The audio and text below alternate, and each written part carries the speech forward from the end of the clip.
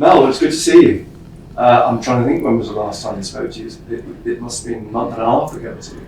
Which it seems surreal in a way that the men have been gambling about for a month and a half, playing here, there and everywhere, and you don't get a fixture. I don't quite see the logic in it. It's probably because there's not enough teams, which is the bottom line really. Look, it's nice to have a winter break. I'm sure the men would like a little bit of a holiday over that Christmas period as well. It's a chance to reset, something we can't control really in terms of the fixture schedule, but players have had a chance to go home, really reflect on that first 10 games of the season and come back hungry to improve on it. I mean, in terms of, you say, because it's a small league, have there ever been, or are you aware of any discussions that there may have been, the possibility of playing each team twice, as they used to in Scotland, or they do in Scotland? No, I think there's a lot of talk potentially maybe in the next couple of years that they will expand the top division into 16 teams, but again they're just rumours and again nothing concrete in terms of what we know, so we just have to crack on as normal. So over these last few weeks, is it difficult to keep everybody's focus, or are you very minded in your planning, and what you do is to keep everybody sort of up there in terms of levels and energy and ready to come back? We trained after the Portsmouth game. We had a full schedule, and we said bye to the players for that kind of Christmas period, and they all had programmes to adhere to, which were completed to maintain physical levels, I suppose, so when they do come back in we can hit the ground running. We've been back in since the 2nd. Girls have trained really hard, they're in good condition, and we've got a nice FA Cup game this weekend to look forward to get back into the swing of things. And going back to that Portsmouth game, I suspect you probably weren't the happiest afterwards. Yeah, it wasn't one of our best games. Credit to Portsmouth. I think you've always got to respect the opposition. They came and had a good go, and they caused us some problems, and again defensive mistakes which were so avoidable on our behalf, and they're the type of moments where we need to make sure that doesn't happen in the second half of the season, so we pick up more points. And during this period as well, now you've got the transfer window open, is there any movement there for you? Yeah, to be honest, we're having a couple of discussions with certain players, but again, there's no news and any concrete news I can give you. But we're trying very hard to try and bring someone in. Yeah. And does it give you a chance as well to get the injured players back?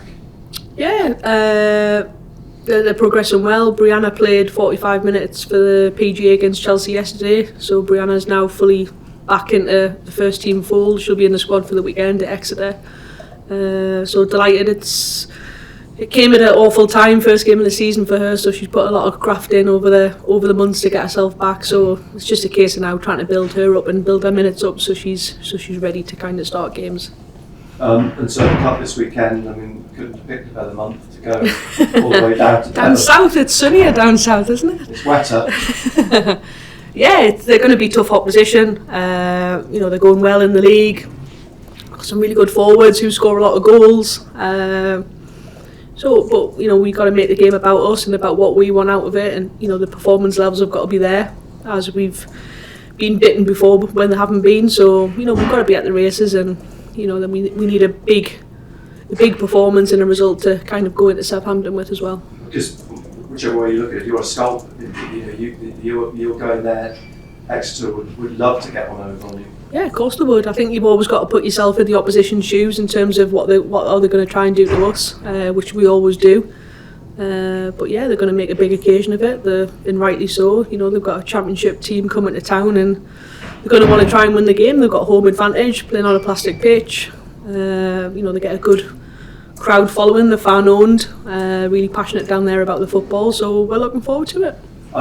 Just mentioned the plastic pitch. Does that make your planning a little bit easier in the sense that going into the weekend it's not going to get called off because of the way the weather's turned? Yeah, I think it's got more of a chance to stay on. I think only if it's really, really cold would it ever probably be in doubt. But we've got plastic pitches here. We've trained on the plastic pitch all week just to be used to that surface. So there's no excuses from our point of view.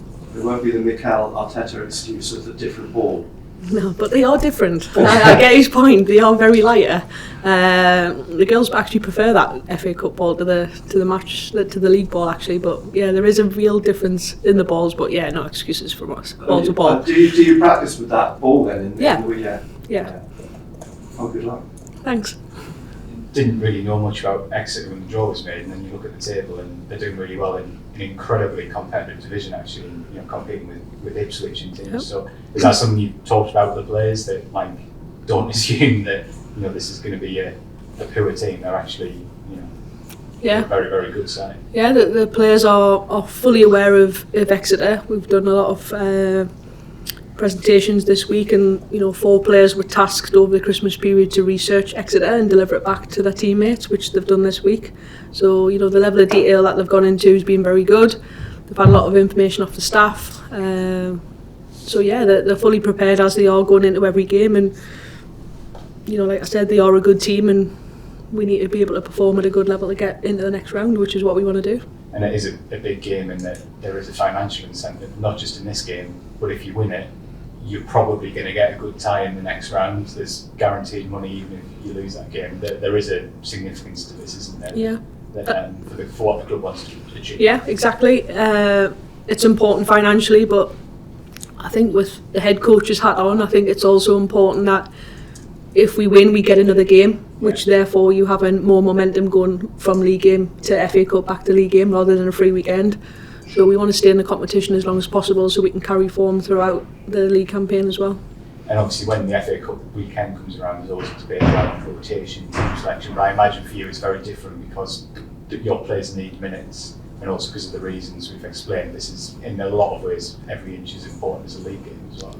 Yeah, I'll put out there the strongest team that I think can go and win the game. There's no doubt about that, and that'll be the case going forward until the end of the season. Thank you very much. Thank you very much.